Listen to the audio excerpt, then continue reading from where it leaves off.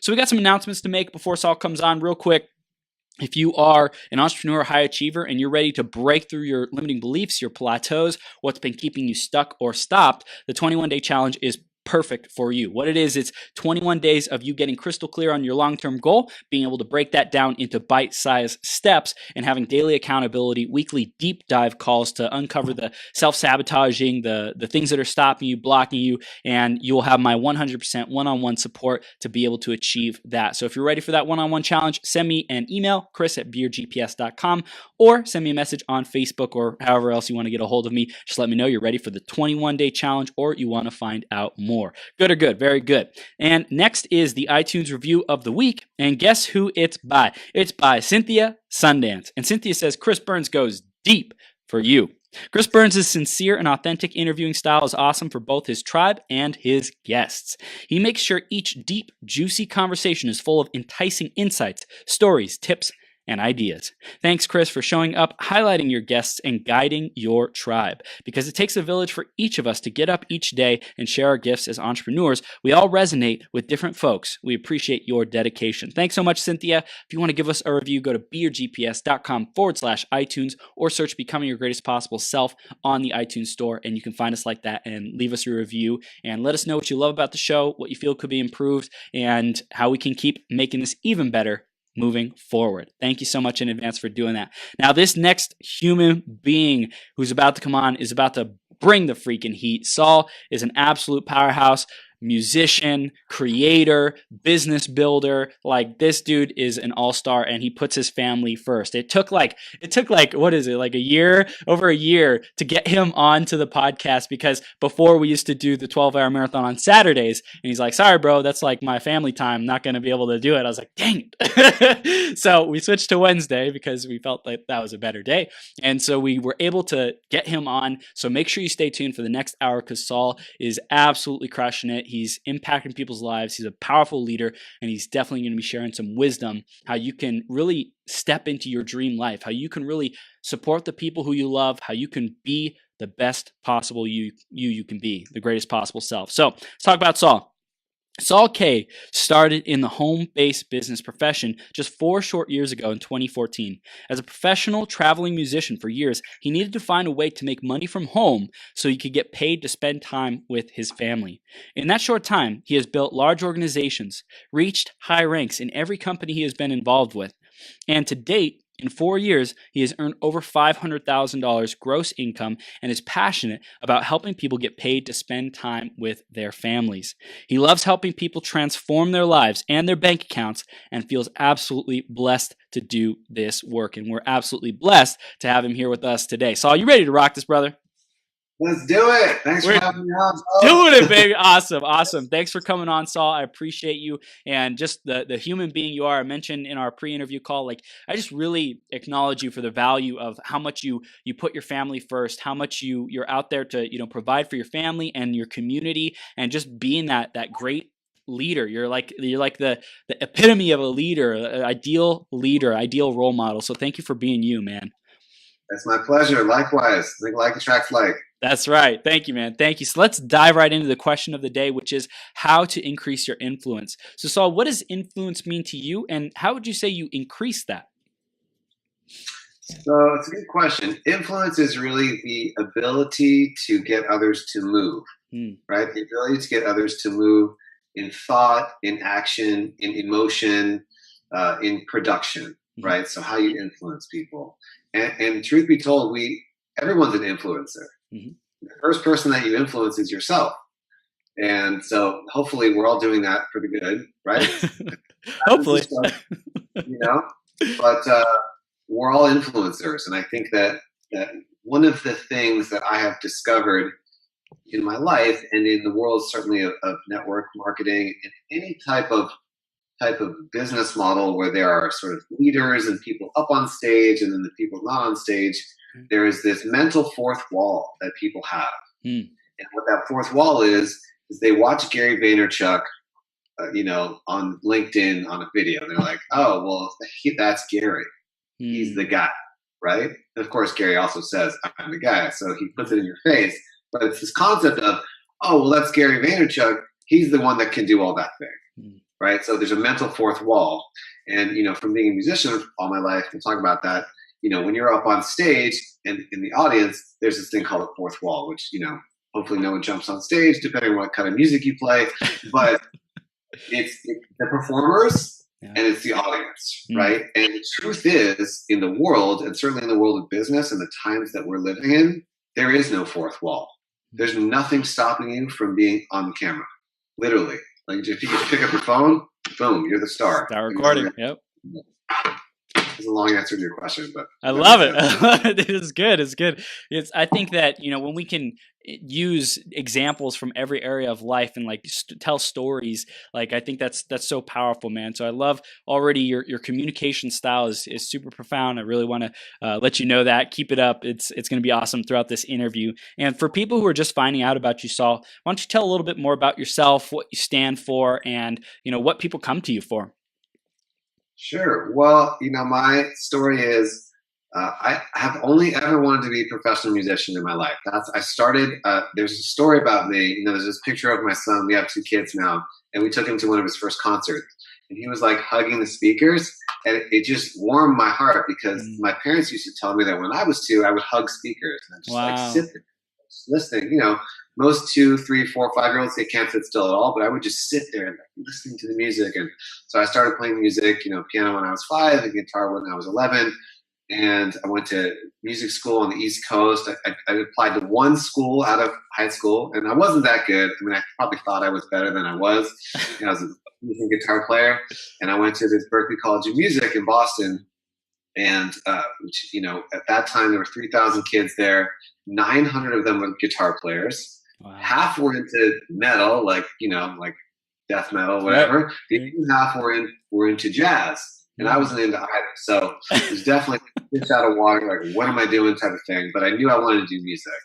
And so I kind of took me a while to figure things out. And then I got on the road and made my living for 20 years playing music, doing concerts, fairs, festivals, schools, every nightclub west of the Mississippi and even some east of the Mississippi, and played some shows internationally as well. Put out 10 CDs. You can find them all on iTunes. And in 2014, I was up to about 200 shows per year. And so that's, pretty much being on the road every weekend, which was great. That's all I ever really wanted to do. But I found myself in a situation where my wife was pregnant with our first child intentionally. And it was important to add that in. We were pregnant. And I realized I was going to be traveling so much that I was going to potentially miss all these firsts. First steps, first smiles, first time he says daddy, all these firsts that you can never really get back. And so I had to figure out a way to get paid to stay home with my family. And as much as I love music, music at that time was taking me away from my family. So I wanted to continue to do that, but how could I just get paid to stay home? And so I went online, looking for the lowest hanging fruit, the easiest possible thing I could do. So I typed in like lazy way to make money, or lazy way for internet marketing, or something like that. So this website comes up. It was like Lazy MLM. I'm like, perfect. That's me. Let's do that. It's the easiest thing. So, and this business that I got started with, well, I'll tell you a little bit more about that story, but I'll unpack that later. But the business only cost $25 to get started. And then I'll tell you the story later about how that first person that signed me up, what happened with them. But kind of fast forwarding, I've had a really successful run. It's been about 4.5 years. And, have enrolled over 500 people in various companies, made about $500,000. And I feel like I'm really just getting warmed up, honestly. And so people come to me now in the world of network marketing to help them grow their business. And people come to me to help create income streams where there's zero commute, because 85% of the world goes to jobs that they don't like, right?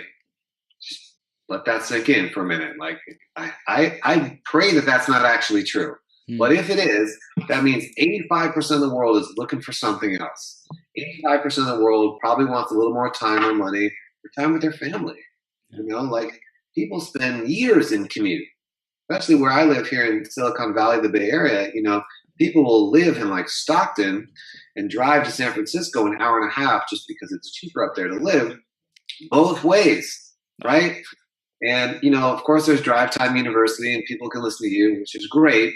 But those 3 hours, 6 days a week, that's 18 hours a week to be with your kids. And so I always joke with people, my commute is like 6 steps from my bedroom to my office, and it's a beautiful thing. So my mission is to help people to get paid to be home with their families, because that really makes the world a better place. That's amazing, man. I love how like your journey, you were doing something that you're passionate about with the music, and you probably still play, and it's still a passion, but it's like what's the best vehicle to get you the result that you want, and music required you to travel a lot. It required you to be away from your family, and so it's like, well, that is one vehicle. Is it my optimal vehicle? And you said that wasn't it, and so you started being open. You started being open-minded, open about what else is available, what else is out there. I think that's a huge part of growth, is being able to be open to different different ways to do things, because if we're not open, we're going to keep doing the same thing again and again, expecting a different result. And as Albert Einstein says, that's a definition of insanity, right? So you're like, hey, I'm going to do something different. And then you get into network marketing, and then, fast forward, you've helped a ton of people, and you're just getting warmed up. And that's incredible, man. It's a powerful story. And I do want to go back to that moment where like you first started in this company. What were some of the lessons and wisdom that you learned from that time period in your life? Well, I can tell you something, and I think you and I met at some sort of Millionaire Mind Intensive or TRVEC event. I can't remember which one. Yep. But there was a book that I read that changed my mindset first. And it was called The Secrets of the Millionaire Mind by T. Harv Eker. And I found it dusty old bookstore. My wife and I were traveling in Hawaii on vacation. And for some reason, I went to the business section of the store. It's just my entrepreneurial brain at work. And I grabbed this book. It was used, Secrets of the Millionaire Mind. And it, like, something shifted, right? Some part of me that had been dormant woke up. When I was 11 years old, I subscribed to Success Magazine, an entrepreneur magazine. Wow. What 11-year-old does that, right? I sold shoes door to door when I was like 12. I just had that thing, like that business spark was in me. And so part of what sometimes holds people back is self-definition. For me, I had only defined myself. I'm a musician. I'm an artist.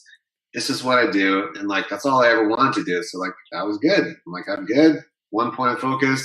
I did it. 99% of people fail. I made a living for 20 years. Great. I'm good. And then in that dusty old bookstore, down at the bottom shelf, there was this little yellow spine. I'm like, why am I drawn to this book? And I started reading it right there. And it was like some other, DNA got unlocked in my psychology. It gave me permission to expand the definition of myself. And that was a big thing. And I know for some people watching this, people brand themselves online as one thing. This is the thing I do, and that's great, right? But everyone has more in them, right? Everyone has more to give, for sure, 100%. Totally. And so, we can talk about that when we kind of talk about my book and that type of things. But and I can't even remember the original question, but I'll wrap up. So when I saw that book, I thought, there's more. There's something else, right? Like at that time, my wife was just barely pregnant. Like there's something else that I can contribute, that I can learn, where I can give to more people outside of the box of music. And that was a big internal shift that took like a few years to really sink in and be comfortable with. Wow, that's incredible. So like you had to first be aware that there's more, and you're willing to like educate yourself on it at a higher level of intensity, because it sounds like you had this level of desire and curiosity growing up that were signs early on that this was a part of you. This was a spark that was inside of you. So you had to like feed that to be able to grow, to be able to become the man who you are today. Yeah, I think if you get an idea, right, we all have 68,000 thoughts per day, but if you get like a download of a vision for yourself, that's a gift. There's a reason. Yeah. There's a reason that happened to you or that's happening to you. And it's definitely worth exploring, And I think at a certain point in your life, you have to start saying no to things and everything, but to focus. But if you're like, I have a book inside me, and I want to circle back to that because I think we were at an event where there was 15 speakers that came on stage, and every one of them at the end is like, and if you want to get my book, and said, you have to write a book. You have to write a book. I'm thinking, I'm a terrible writer. I can write songs, I can play, I can sing, but I'm a terrible writer. And I thought, why not? I've been alive for a few decades. Let's do it. And so that was kind of how I got to my first book, which was it's called Go. You can find Go ! You can find that on Amazon, and it's basically 14 stories about my own life, different things I went through, and kind of the takeaways at the end. Like I ran a marathon. Here's a takeaway. Yeah. I got to music school. Here's a takeaway. I got a DUI when I was 21. Here's a takeaway. Like all these different things, good and bad. And so, if you're listening to the sound of our voices and you haven't written your book yet, start. I'm telling you, someone that wants to hear your story for sure. It's true, man. It's true. And I think that's like, I heard, I put both of your links in the comments, by the way, for both of your books. And if you want to talk about the second one, we can circle back around it at the end or whenever you want. But I think it's so important to recognize that when you write a book, it's the biggest, like the first one is the biggest challenge of like against your ego having control over you, because it's like, hey, I'm just going to put it out there, and however it happens, I'm going to do my best, but I'm not going to be attached to perfection. I'm not going to be attached to doing it right. I'm not going to be attached to, taking years and years and years. I want to get it out. I want to just start and create that momentum. And I think that's a big challenge for people, is to say, hey, I'm worth it. Hey, my story matters. It makes a difference. Like that's so important. So I really acknowledge you, Saul, for doing that and for getting 2 books out and, really making this contribution to other people to learn the lessons and the wisdom that you have gained along your journey. Oh, thank you. It was a fun process. It was hard. I won't sugarcoat it. It's hard. Hard. Every period, every note, every word, every letter. But it's a good process. It's a great process. Yeah. And that's something that I learned as well as a songwriter. Traveling around the world. If you just sit down with someone, ask them some questions, and really listen, people are full of amazing stories. Yeah. Amazing stories. Like even just sit with anyone, ask them to tell you a story about their grandfather or grandmother or great grandfather. Like talk about settlers coming across the West, or my family from Russia, escaping the Tsarist army. Like amazing stories everyone has, not only within our own lives but in their families. And as a songwriter, a harvester of stories, as just such a fun part of the journey. That's powerful. How would you say that the writing your books made a difference for you in your business building? People say that having a book is another type of business card. Yeah. It wasn't about making money off of that book. It was about, making a contribution. Yeah. And it was about giving something, right? Giving something of value. Like, there's a whole, the giver economy, the thank you economy, right, that people talk about, is a big deal. And so when you give someone your book, it's like you're like giving them, certainly because my book is about my life stories and whatever, it's super personal. Right. Like, hey, you want to get to know me a little better? Here's a copy of my book. Enjoy. I hope you get some value out of it. And so the more ways that you can look to give, to pour into other people, the happier you're going to be, number one, guaranteed for sure, and the better relationships you're going to have. So just in terms of business, the world where we live in is all about relationships. It's all about networking. It's all about who can you contribute to that can help you in your life. And so whatever you have in your, tool belt to contribute is an asset, and it's something that you can deposit into a relationship. Yeah. Yeah. I often remind guests who come on the show, because we've interviewed about 415 guests in the last year and a half or so. I remind them that, hey, you don't just post an interview once. You don't just share it once. Like that's an asset that you can use multiple times. It's like, it's credibility, it's authority, a piece of authority content. And you might have released it 6 months ago, but if it's still valuable and valid and it portrays you in the light that you want to be portrayed in and talks about, your subject matter that you're an expert in, like post it more than once. Same thing with the book, like use that more than once. When you create content, use it more than once. A lot of people do something once and then they never like use it again. And it's so important to really maximize when we create something that's a work of art, a masterpiece. Super important to use it again and again and again. And I know one of the big parts of like network marketing and building a home-based business is mastering your story. So I'm sure it also helped you, writing these books also helped you like craft, hey, who am I really? How do I want to show up in the world? How do I want to be portrayed? How do I want to be received by people? Can you tell us a little bit about how, writing the books and just the overall process of sharing your story through business, how that has like evolved your story and how it's happened? Yes, I think that your story is the most powerful thing you have. And even when I got started, in the world of network marketing, my story was I basically was holding my newborn covered in spit up in my sweats. Hadn't slept in like 4 months. I'm like, hey, I'm figuring out how to get paid to rock my baby. If you want to find out, let me know. Right? Had tons of people reach out to me because tons of people want that. So my story of wanting to get paid to spend more time with my family is legitimately my story. It wasn't some fabricated thing, and I think that sometimes when people get started in the world, and I have, a lot of people starting with me all the time, they're like, well, what do I say? What's the script, right? And it's a robotic thing to say, when it comes to making money, keep your options open. Like, yes, you can say that if you want to like annoy people, but if you really want to create relationships, you just have to be good at telling your story, and everyone has it. It's not something you came to the party with your story, right? You just have to become willing to tell it and be a bit vulnerable.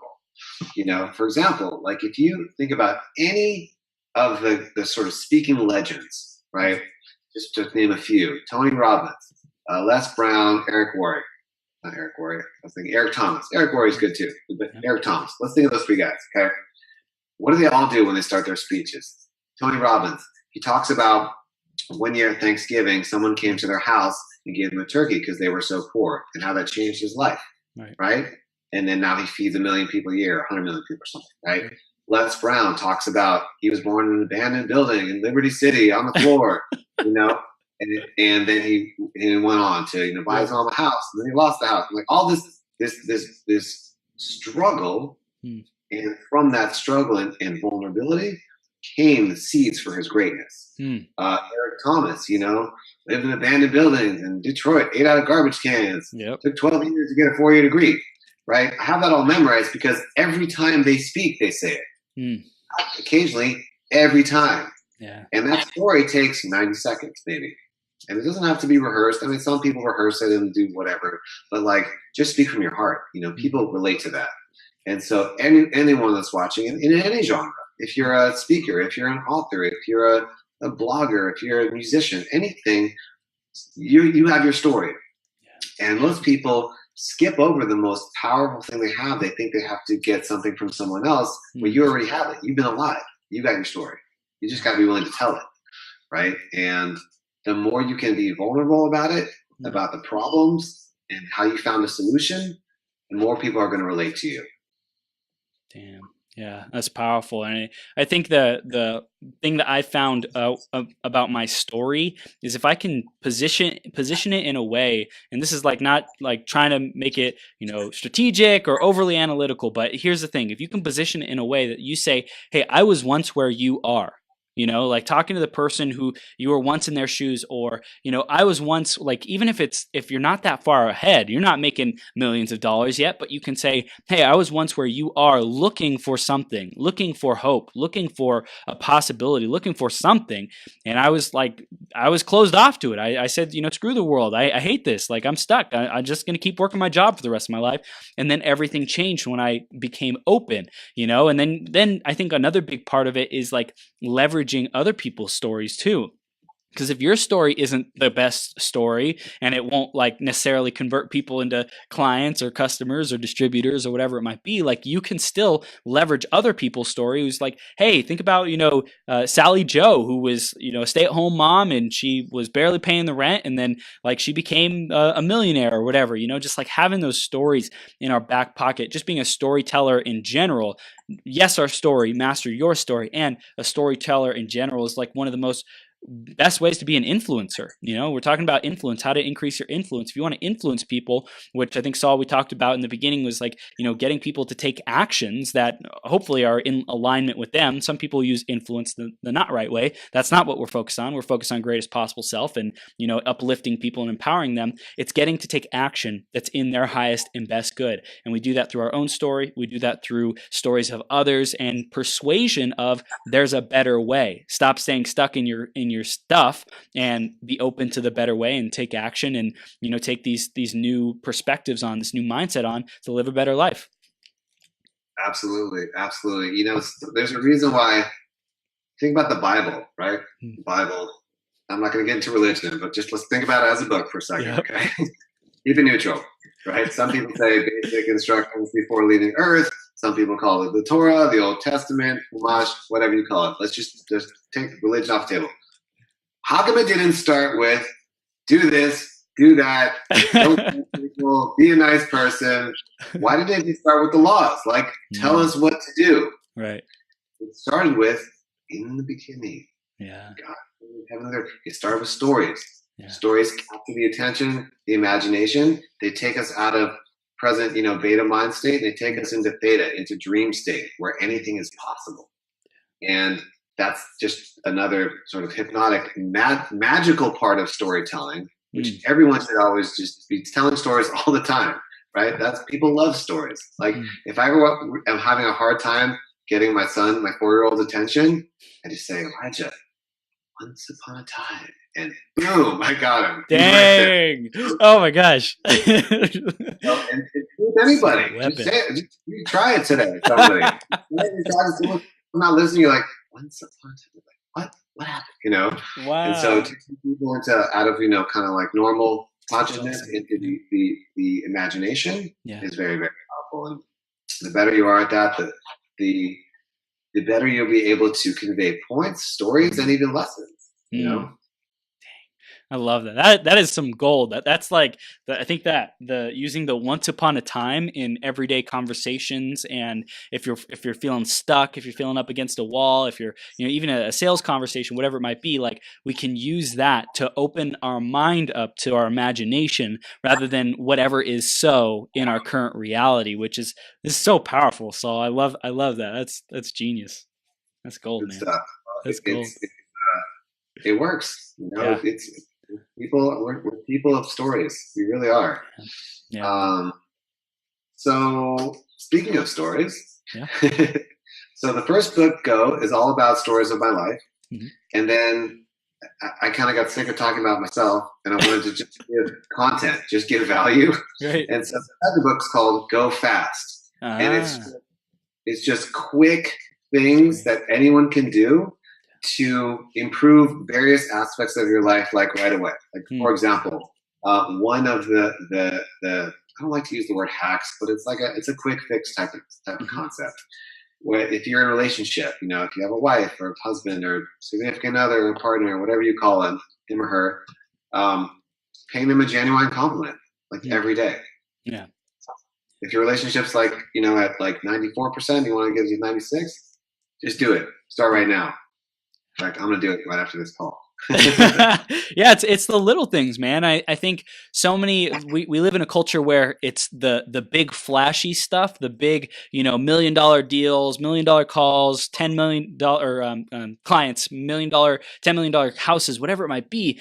that is the glorified stuff. And anything less than that, people are like, it's not worth it. But it's the little things that really make the difference. It's the willingness to, nurture a relationship with like a prospect by checking in, by sending, hey, I found this article that I think you might like. I know you're still thinking about what we talked about, or I know you said not right now a couple of weeks ago or months ago or whatever, but I just wanted to send this to you and let you know I'm thinking about you. And it's like that persistent kind of drip, drip, drip is what will win over anyone in the long term. And especially with, people who we have a committed relationship with, like to do that, to focus on it, to make that a priority. If we want a world-class relationship or a world-class whatever, like it's important to prioritize that. And even if it's writing a sloppy little note saying, hey, I love you, honey, and putting that on the door, on the steering wheel, or whatever it might be, like just real quick, it goes so far. It makes such a big difference.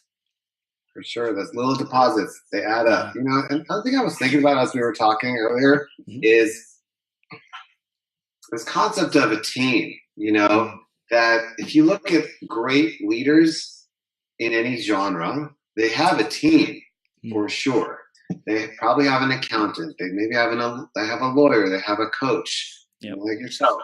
They have, spouse. They have probably maybe a therapist. They have like all these different. So sometimes when people are looking to get started in any industry, be it the home-based business industry or whatever, there's this concept of, the lone wolf entrepreneur. Like, I just got to go and do everything myself. It's actually totally the opposite, right? You do have to do work, but the more you can leverage the power of a team, be it your sort of personal success team or your team that you're growing, the faster you go and the more people you help.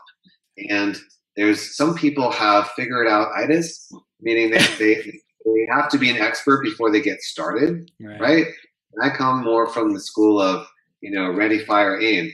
Like just start doing the thing and you'll figure out what you need to figure out in the process. So certainly if anyone's watching this thinking, well, I don't know how to do or I don't know how to manage team. If people sign up with me, so don't sign up with me because I actually don't know what I'm doing yet. There are always people, unless you're going to go colonize Mars, there's always people that have done what you're looking to do. 99.9% of the time. Right. And because we live in a world of easy access, it's easy to find them. Right. And if you want to kind of circle back to what we were just talking about, making deposits in a relationship, how do you get access to those people? Look to serve them somehow. Look to connect to them, offer something of value to them, and then offer to take them out to a virtual coffee, have a Zoom chat. And people that have success are always willing to pay it forward. Always. And if they're not, somebody else will, right? Yeah. Yeah. That's powerful. Like it's the people that you surround yourself with that ultimately will lift you up. And if you're surrounded by brilliant people like Saul or myself, who are like teaching you and sharing the information that we've learned, the wisdom that we've learned, or any of the other awesome guests who come on the show, different podcasts, different, series, like always be feeding your mind and be making that deposit into your own mind to inspire yourself. And then when you are filling yourself up, then you have more than enough to give to others, and you can go serve others. You can go support and really make that contribution to others. So Saul, how do people know if they are like what opportunity to go with to serve other people, to make that contribution to, maybe it's starting a home-based business, maybe it's starting their own business. How do they figure that out? Yeah, so interesting, Chris. That I had a guy get started with me a couple of days ago, and his name is Jared. He'll probably be watching this. He said, "Saul, I want to solve the world's water crisis, and I want to do it through this opportunity that we're in." Like, wow, man, that is just huge. This guy's 25 years old, right? Like, this is what he wants to do. Like, let's do it. This is great. So the question is, how do you find the right vehicle to help, right? And so there's a lot of ways to do it. That one is just make the money wherever you make the money and then use your money to help people, right? And so it's not vehicle specific, but there are some business models that are more directly involved with helping people, like service type industry. And then also giving people, like, what I love about network marketing is it is the most level playing field of any profession in the world. You can start with no experience, no degrees, no family legacy, fresh out of jail, anything, right? No one's going to check your credit score to get started, right? You can literally start with nothing. You can be 18, you could be 90. You could have messed up in every other area of your life and get started with a fresh slate. I love it. It's totally a level playing field for sure. And so what's great about it is it enables you to help people. Hopefully your company has some sort of product or service that it helps people legitimately, either health-wise or financially, intellectually, whatever. It's an info product or whatever it is. And you're helping people, physically, and then the concept is you're helping them financially to create a vehicle, right? If you're living in America, I don't only talk about America because I'm here or anywhere in the world, but certainly in America, and you're W-2, you don't have a home-based business, you're missing like a boatload of tax write-offs. Totally. Yeah. And I'm not a tax advisor, but go ask your tax advisor. They will agree with me for sure. Everyone should have one, even if it loses money, right? Because it's a big tax write-off. And so by being in this profession, this is not a profession where, like, if you just want to make money and you don't care about people, go learn about trading on the stock market and go do that, right? Yeah. Don't pretend like you like and want to help and care about people, get in network marketing just to make the money and leave. I've seen it before. It just leaves a bad taste in people's mouth. So if you like people and if you like personal growth and transformation, they say that network marketing is a personal development program with a compensation plan. Yep. So you can only sort of earn and grow to the level of your personal development, which I love because I'm a total personal development, junkie. I love it. And I work on myself every day, and it's not easy work, but it's the work that we're here to do. And I love watching people transform. Like, I love working with someone that's never done this before and they just have this aha breakthrough moment. Like, oh wait, everyone needs this, right? Everyone needs residual income. If you don't have residual income, you're going to work for the rest of your life. And if you don't have $1.5 million saved in California, you're not going to make it when you're 60. No way. I've done the math 5 times, and I have parents of that age. Fortunately, they're just going to make it. They're just okay. But if you really do the math, you would be a fool not to create some form of residual income. I don't care if you got to write books, if you get a hit song, you get royalties or whatever. Whatever it is, you got to do it. You got to create some sort of passive income. Otherwise, it's always dollars for hours. And so by doing that and by teaching those skills, we are helping people to get free, to get freedom. And if you ask 1,000 people, and they're honest, 999 of them will say, I need more time or more money, or both. And to have a vehicle where any person can get started and start earning right away, like get their ROI back, for example, in my current business. I got my ROI back my first hour, right? That's not normal. That's not normal in any type of traditional business model. Traditional business model, you're going to put in a lot of money. Like if you look at the back of Success Magazine, you're going to see all these franchises for sale, or Entrepreneur, I think it's called now. You see all these franchises for sale. It's like, buy a Subway franchise in New York City, $750,000. Smell like a sandwich for the next 10 years, and then you break even, right? Oh, yeah. But people do it every day because there's a system, right? Yeah. Buy a KFC, buy a 24 or Crunch or whatever. And so to have a business where you can get your ROI back that fast, like any business person with any kind of seichel, that's a Yiddish word for smarts, will pay attention, right? Anyone that's invested in any type of traditional business knows, look, 90% of businesses fail, and within the first 10 years, for sure. And so, and if you're in San Francisco, 95% of restaurants fail within a year. So most businesses are going to fail. But if you haven't gotten your ROI back by the time that happens, it's a loss, right? Yeah. And so to be in an industry where the cost of entry is so low, it's so low, like under $500, or sometimes even less than that. Right. You start a business where you can make, there is literally no ceiling, is just, it's a great gift. Really, Yeah. really. Yeah. And I know that like a common phraseology is be here 1 year from now. Like that a lot of teams say to their distributors is like, be here 1 year from now. Like whatever you get started with, just keep doing it, because like I know I started off with network marketing 6 years ago. That was how I got my entrepreneurial journey, quote unquote, started. Like I was doing other stuff, entrepreneur like in my teens, and like to really start a legitimate business, like I started with network marketing, and I did it for a year, and I was like, cool, and it wasn't working out for me. So I was like, okay, like I gave it a shot. Let's go try some other things. Let's go, see what's my fit, because I still didn't know who I was. I didn't know what I valued. But I really think, yes, be here 1 year from now. And if you believe in something, if you believe in a product, if you believe in a company, be here however long it takes. Stay in the game however long it takes, because if you have the vision, don't let it die, right? Don't let that possibility die because of life difficulties, because of whatever else may happen, and understand that like you're going to have to plow the field. You're definitely going to have to do that. You're going to have to plant the seeds. You're definitely going to have to do that. You're going to have to water. You're going to have to water. You're going to have to be patient. You're going to have to allow the seasons to do what they're going to do.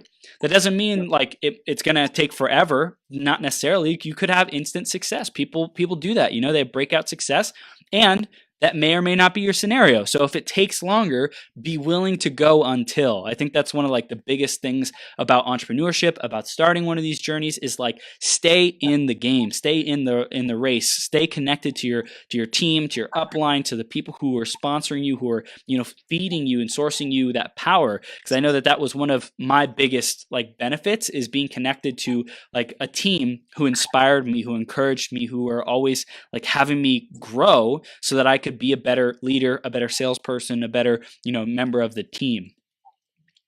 I love it. And kudos to you for staying with it for a year. What most people do, here is the cold shower of network marketing. Here's what most people do.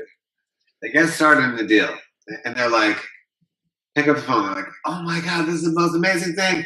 I just found the most amazing thing. You just get 2 people. We're going to be rich. Mom, you want to join me? No, son, that's crazy. You're a fool. Oh, right? Or they call it best friend, best buddy. Oh, yeah. And what they're doing is, this happens all the time, right? Is they haven't made a real decision. So they're actually checking it out with their social circle to see if they will approve of them. Yeah. And 90% of the time, they do not. And so they quit. And so if I can give some unsolicited advice to anyone watching this, is if you're going to try network marketing, just don't.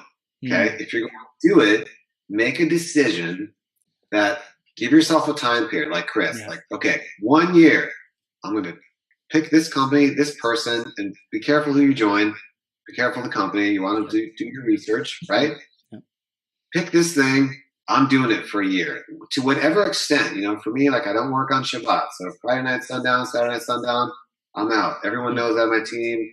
Even though people will send me messages, and I'm not even checking my phone. I'm not doing anything. Yeah. So most people, Saturday is their big day. Power Saturdays. So can you be a multi-6-figure earner in network marketing and not work Saturdays? Yes, you can. So if you make a real decision, it does not matter who says yes or who says no.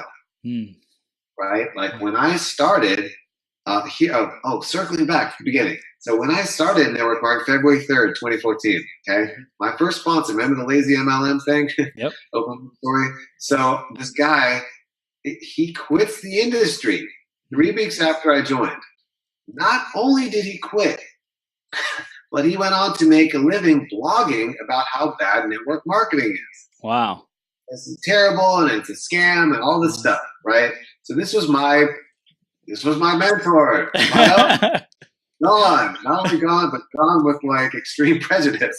And so I had to decide, what am I going to do, right? What were my goals? I wanted to 4 times my income, and I wanted to move my family from a 2-bedroom, 1-bathroom house in San Francisco to just a bigger place. Right. And my decision was already firm. So he left. I was like, okay, next. I stayed with that company. I kept on. I tried to reach out to my other upline. He was untouchable. I'm like, I'm just going to figure this dang thing out. Mm. So it's not your upline's job to save you. Although if you have a good upline or mentor, they should be able to mentor you in the business. And in my opinion, they definitely should do that if you show up, right? But if you make a real decision, it doesn't matter what happens, right? For example, when I decided I was going to music school, out of high school, and I was a decent guitar player. I don't know, it wasn't looking back now, it wasn't very good. But I was like single pointed. I'm going to music school. That's it. I didn't even apply anywhere else, much to the shock of my family. And it happened, right? And maybe there was some luck. Maybe there's some serendipity. Maybe I was pretty good. But it was really making a decision. And same with the network marketing. So if you're thinking about it, you're like, it's one of those things, you stick on whatever, blah, blah, blah, blah. Just, you've got to make a decision. And your why has to be enough to sustain you through the no's and through the rejections and through people quitting and through all the stuff. My first 3 companies all got shut down. First one went bankrupt. The second one got shut down by the FTC. Third got shut down by the SEC. And I had sponsored over 300 people. I was doing what I was supposed to do, and they all shut. Did I quit? No. I kept going because my why was bigger than those companies. My why was bigger than my upline leaving, my downline leaving, anyone going sideways. My why was really solid. So if your why is very, very, very solid, then it doesn't really matter what is happening externally. You will be able to succeed in whatever you choose, for sure. Damn. Dude, it's so powerful. So powerful. So building a home-based business gives us so much freedom, gives us so much opportunity to create the life of our dreams, to create the lifestyle of our dreams. What would you say is something that you're really looking forward to in the next 5 years or so? I know you mentioned getting a house, investing in California. Tell us about a little bit more of your dreams and what will happen when you have that time and money freedom. Yeah, so well, I already have it now, so that's the beautiful thing. I want to. The only thing that's different now is my kids are a little bit young, so it's a little hard for us to travel as a family. But I believe that travel is a big part, an important part of children's education. I traveled a lot as a kid, and so I really want to take my family all over the world. Israel and South Africa and Greece, Italy, everywhere. I want to travel with my family as a family. And that's definitely in the cards for us for sure. But really more importantly than that, I want to help, 100 families just free themselves. That's just the beginning. I want to, I don't want to, I'm not a product salesman, right? I sell vision. And the biggest product, the best product in network marketing is the opportunity. Always, every time. Even if the product is great, even if the physical product is great, right? It's the opportunity. It's, you can free yourself, right? And I know it's possible now. I've met all the 90% of the top earners in the entire industry. Everyone agrees that is the best product, right? So to give that gift, to give the gift of being paid to be with your family and your kids, to give that to more families. I come from a divorced home, and that is part of my story, big time.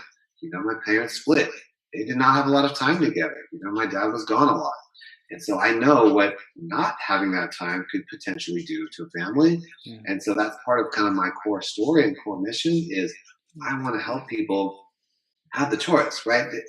They might not want to spend all the time with their family, but at least to have the option, right? To have the option to be the only dad at your kid's music class, to be the only dad or mom, at the dance class, or I take my son to martial arts now, 3 times a week.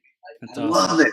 I'm so excited to be there, and I'm with a bunch of moms and me, and it's it is a great gift that I want to give to more and more people to just make it a choice, just to have a choice. There's nothing wrong with daycare. There's nothing wrong with babysitters. There's nothing, whatever people's lifestyle is great. But the freedom of choice is everything. Absolutely, man. Absolutely. So if we could, wrap up this conversation, this interview with the final pieces of wisdom that you want our audience to take action on, take massive action on right away, what would that be? Okay. I will say 2 things. Number 1, I believe in you, even if I've never met you and I never will meet you. I'm looking you in the eye, whoever you are, wherever you're listening to this. If you're listening on the podcast, I believe in you. Whatever dream that you were given was a gift given to you to give to the world. So I'm giving you a permission slip right here. Whoop. There is your permission slip. Go do it. Okay, go do it. Second thing I would say is my favorite piece of technology: a pen and a paper. That's right. Write down, write down exactly what you want in as much detail and look at it every day. Write it down as soon as you wake up. Write it down right before you go to bed. You know, Grant Cardone's been doing this for 10 years, and he's not alone. Plenty of people do this. It's so powerful because what does it do? In the morning, it allows your conscious brain to think about it all day long, all day long, all day long. And it will change and evolve over time, but you know, your primary goal, as Napoleon Hill would say, your burning desire. What is the thing that you want more than anything else that's going to change your life? Write it down. And then when you write it down right before you go to sleep, then at night, your subconscious brain is going to work on it. And your subconscious brain is the most powerful supercomputer that you have. And if you just give it something to chew on, to work on, it will make things happen. It is so powerful. Every time, everyone I know that's done this, it works. So those two things I would say. And yeah, grateful to contribute. Awesome, man. Dude, this is an amazing conversation. I dropped the links for your books into the comments, so anyone who wants to get Saul's books, you can definitely do that. And can you mention the names of them one more time, and then also how people can stay connected with you, and what do we want them to do next in addition to that? Yeah, perfect. So the first book is called Go! Exclamation point. Look for it on Amazon. Go! Exclamation point. The second book is called Go Fast! Exclamation point. And I'm actually working on a third book. I'll tell you about that later. It's called Stop. Go Faster. You're not going fast enough. And then, you know, how people can get in touch with me, you can go to my website if you want to stay connected. It's workwithsaul, S-A-U-L, .info. Workwithsaul.info. Of course, you can find me on Facebook, and I'm also on Instagram and Twitter, if anyone is still even on Twitter. Right? I'm always happy to connect with people. You know, whether you're in or out of the industry, if you need some help or if you need some, you know, coaching, or if you're in the network marketing space and you're like, what do I do next? Or if you're looking for something, you know, I love giving my time away to people that are open to receive it. So feel free to reach out. Amazing, Saul. Again, dude, thank you so much for being on. You're an incredible human being, a huge family guy and family man. That just means a lot to me personally. And I really appreciate you coming on here and sharing about your journey, your story, teaching us how to master our stories. And I really, really love that piece of wisdom about, you know, if you ever want to like get someone into a more imaginative, open state, just start with that line, once upon a time. You know, it's like freaking genius. So simple, yet so freaking powerful. I think that's how most things in life are. And I love how you mentioned about the goals, writing those every day. Oh, so key. So key to like actually make progress, to have that burning obsession, because that's what will move mountains in the long run. And you're truly moving mountains, and you're helping people do the same, helping families get free. So I really appreciate you, Saul. Thanks so much for being on, dude.